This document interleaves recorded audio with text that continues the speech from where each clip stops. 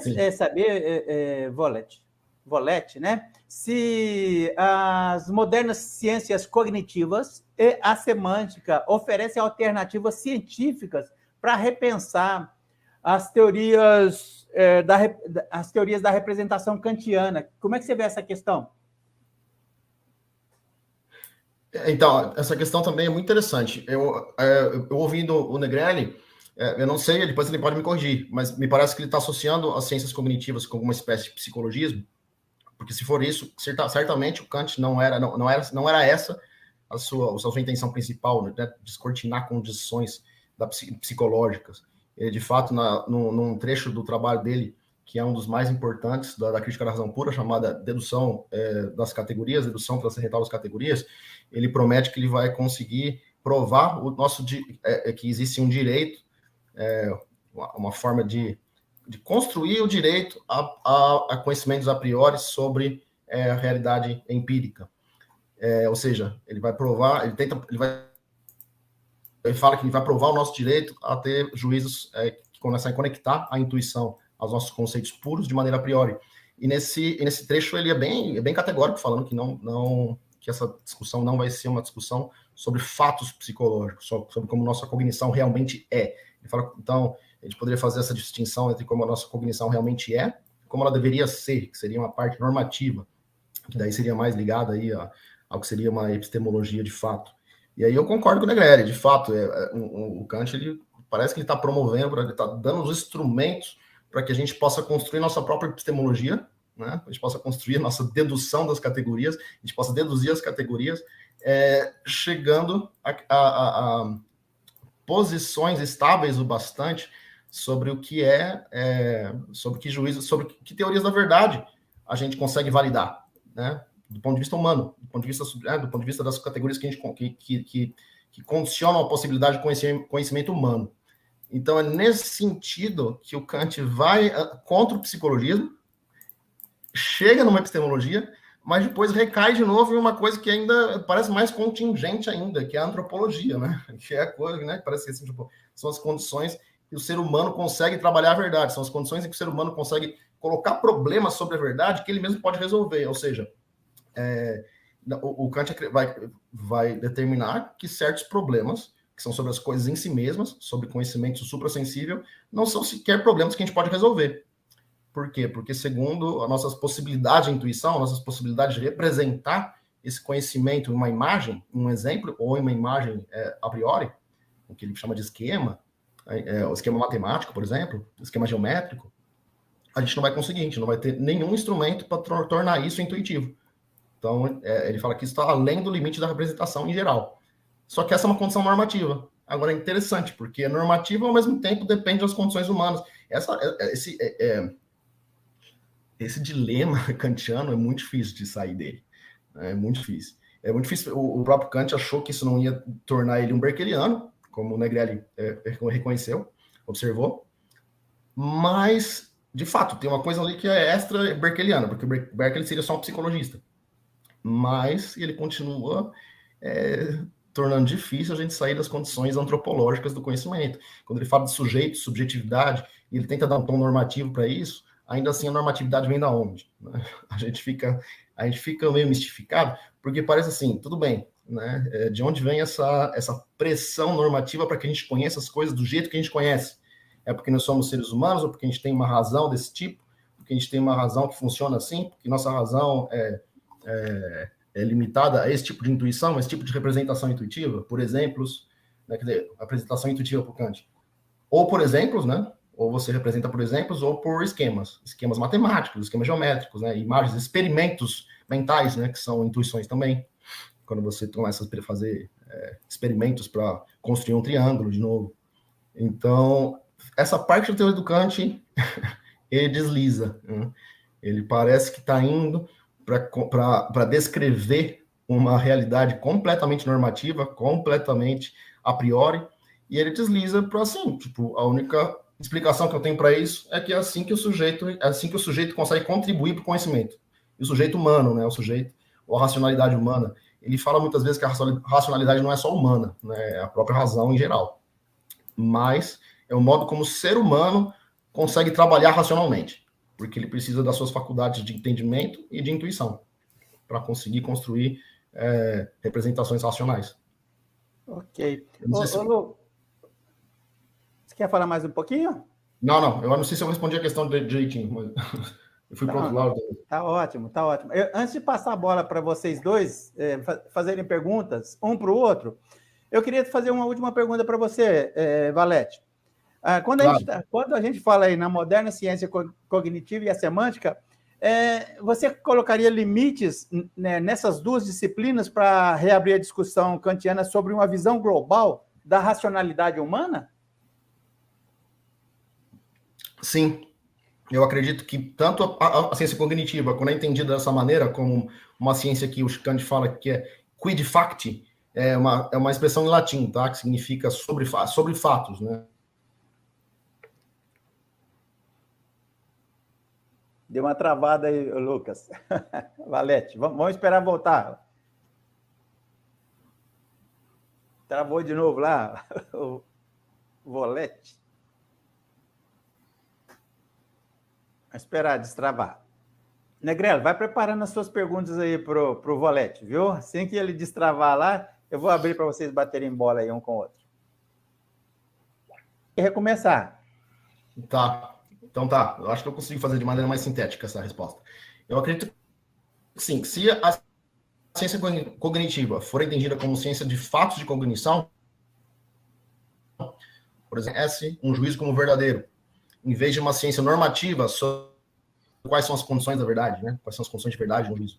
Se a gente for ver por essa perspectiva, a ciência cognitiva ela fica limitada assim.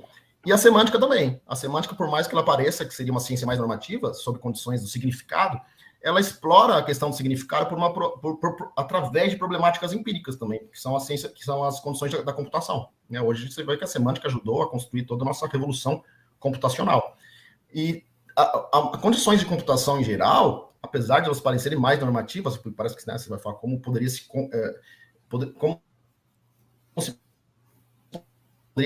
Fique à vontade para você comentar algumas das perguntas que o Volete tinha te passado aí. Fique à vontade. Eu queria tratar, Deodato, a gente tinha conversado um pouco antes, né, Deodato, sobre, né, os limites da razão e a questão do minimalismo epistêmico, que eu vejo ser mais ou menos a direção que o Kant está caminhando. Eu acho que o minimalismo epistemológico, eu acho que talvez isso seja mais ou menos o caminho, ou a ponte que encontra o que eu estou pensando com o que o Volete está respondendo agora. Eu entendo, eu peguei o fio geral do que ele está respondendo, né, quando ele falou do psicologismo, e de fato o que eu estou propondo não é algo que caminha na direção do psicologismo. Né? Eu acho que o Kant não estava tentando resolver de fato como a cognição funciona como um todo, né? Mas ele estava tentando, de alguma forma, estabelecer um chão, né, um mínimo ali, um recorte, vamos falar assim, em particular da razão, né, em como ela se relaciona ali com essas outras faculdades que são relevantes no processo da razão e da produção do conhecimento. A preocupação do Kant é, de fato, com o conhecimento, né? Então é algo bem pontual, assim, apesar de muito amplo nesse sentido de denso, né? Para pontuar, então, me parece que o problema, né, da leitura do Kant e dessa ambiguidade que o Voltaire está colocando, né, já está na expectativa do modelo filosófico que vinha sendo aplicado e que, em parte, sobrevive até hoje. Né?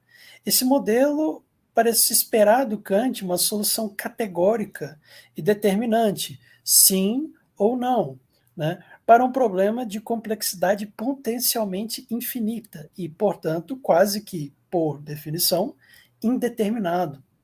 Essa indeterminação é algo que o Kant tenta tratar, eu digo sem muito alarde, na crítica à razão pura, né, em resposta às provocações causadas pelo Hume, né, e que pode ser visto mais ou menos como bem-sucedido, dependendo de quem você está perguntando, né? Quer dizer, Kant já está tentando propor precisamente que esse modelo gamificado de filosofia, que reduz, automatiza a filosofia, a análise linguística de proposições, somente, não estou falando que ele está falando que isso não é algo importante ou que não deve ser feito, tá? Mas que reduz a filosofia somente à análise linguística de proposições ou lógica pura, né, é um processo indevido. Né? Ou, como a gente estava na nossa discussão do nosso paper, é um tipo de um beco sem saída. Né? Inclusive é irônico que o Kant tenha sido considerado o pai da escola analítica, sendo que, né, fazendo essa leitura mais in natura, vamos falar assim, do Kant, que não é essa leitura particularmente straussiana, ou uma leitura que eu diria cartesiana do Kant, né, ele meio que já invalida esses excessos e excentricidades dessa escola. Apesar de toda a preocupação, vamos falar assim, com as posições metafísicas do Kant, que me parecem... Metafísica, agora eu estou falando aqui sobre, em particular, sobre o idealismo transcendental e esse tipo de preocupação que as pessoas têm da posição do Kant como algo como um físico, né? Como se estivessem comparando ele a algum tipo de Newton, assim. Né? Alguém que está fazendo uma proposição que se aproxima da física. Né? Eu creio que não é bem esse o foco do Kant, apesar de que ele... como que a gente pode falar? Ele traça essa preocupação, em particular por conta do princípio de causa e efeito, né? Que é ali assim o ponto-chave do que está tentando se resolver no idealismo transcendental, que é essa progressão da subjetividade para a objetividade de alguma forma que seja... que tenha algum tipo de continuidade, vamos falar assim. Né? Então, a ideia é que, apesar dessa preocupação que as pessoas têm com a metafísica do Kant, vamos falar assim, me parece que esse não é meio que o ponto. O ponto parece mais que a lógica, né, da crítica à razão pura, de novo, em particular, que a lógica não diz nada real por conta própria, né? Ela não diz nada do mundo. Aplicada corretamente, ela diz apenas aquilo que é consistente ou coerente com os dados ou premissas, ou seja, o que é dado à própria lógica. Né? Esse aparente, né, desmoronamento que implica uma crise pós-kantiana, que é essa ideia do desaparecimento da metafísica, me parece que vem da conclusão de que não é possível automatizar esses passos prévios, quer dizer, não tem como sumir com o sujeito, nem na lógica e nem na ciência. Né? A crise pós-kantiana, que desemboca na condição moderna, é uma reação a esse aspecto subjetivizante que o Kant estaria supostamente injetando no conhecimento. O problema, que sempre retorna, ao meu ver, é que o Kant também já renegocia o que deveria ser entendido por objetividade e subjetividade, né? Mas isso parece passar batido em muitas das leituras. Tentando resumir, então, né? O modelo anterior tentava partir de uma noção das essências das coisas, né, que explicaria a aparência das coisas. E, fundamentalmente, o que é dito ser a revolução copernicana, que eu chamo de revolução kantiana, tá, para diferenciar do Copérnico, de fato, né, que é a questão científica do Copérnico. Seria que o Kant ele propõe um modelo epistemológico, e esse parece ser o cerne da crítica à razão pura. Essa parece ser a maior intenção da coisa, vamos dizer. Que é um modelo epistemológico que vai de fora para dentro, né, da aparência para a essência. E a impressão que eu tenho é que a expectativa das pessoas é que esse tipo de revolução viria com muito alarde, né? Com pompa e circunstância, vamos falar assim, tipo de revolucionismo. E me parece que o Kant estava fazendo era, na verdade, tentando pegar um modelo epistemológico que era distante da prática da própria ciência e da filosofia, e da lógica, e tentando adequar o modelo ao que já era feito no dia a dia do filósofo, do cientista, do pesquisador e do estudioso. Então, o Kant, eu digo que ele tem esse minimalismo porque essa revolução dele é uma revolução silenciosa. Né? Ela não é uma revolução que é uma ruptura, né, de que nós vamos fazer as coisas diferentes. Pelo contrário, ela está tentando pegar esses processos que tentam, que causam essas rupturas, e está tentando encontrar algo que suaviza isso e que faz isso de alguma forma fazer sentido, né, com o nosso processo. Essa noção, então, é de que o Kant ele está tentando encontrar esse mínimo, esse chão epistemológico, né, do que é razoável, né, o que é possível que a gente conclua a partir da razão, que é exatamente, né, do que o Valete está falando, que fala de questões, né, grandiosas como Deus, imortalidade, espírito, agora nesse sentido mais de aparição, né, ou vida após morte, não, e não o espírito Geist, nesse sentido mais mentalístico, vamos falar do idealismo alemão. Todas essas coisas fazem parte, né, da discussão, mas me parece que o Kant está tentando encontrar o mínimo, né, do que a gente consegue.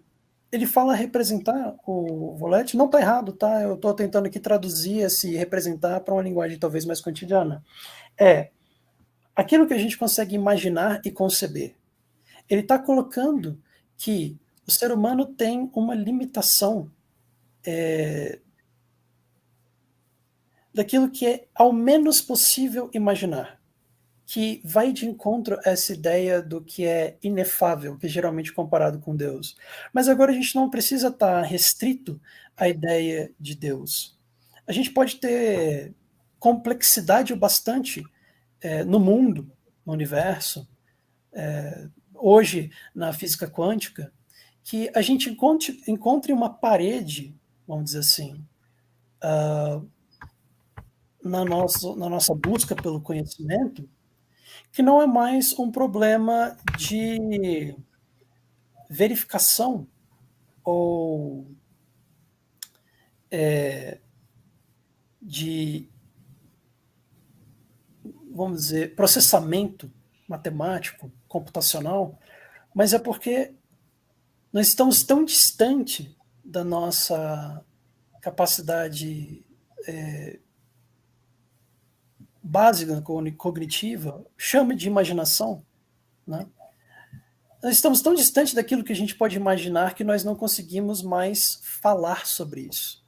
De alguma forma, a gente vê isso refletido no Wittgenstein, acho que tanto do Tratatus quanto das investigações filosóficas, mas que também vejo como um cara que é lido, o Wittgenstein, com um foco muito com muito apreço, vamos falar assim, as questões metodológicas voltadas para a lógica em particular, e se perde um pouco esse pensamento mais livre, que eu acho que é o que o Kant quer resgatar, que é o que o Voller está apontando.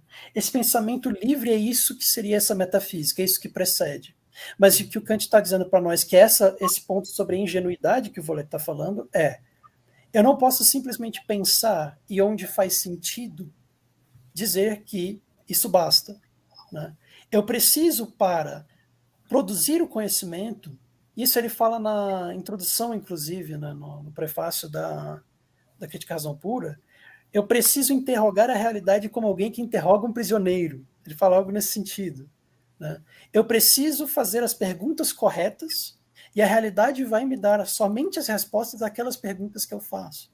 Então, esse processo da filosofia e do conhecimento, que era a provocação que eu fiz lá no começo, parece ser inevitavelmente ativo, mas não é indeterminado desse sentido que não existem regras, ou não existem nenhum tipo de princípio a ser encontrado, mas que o princípio ele é sempre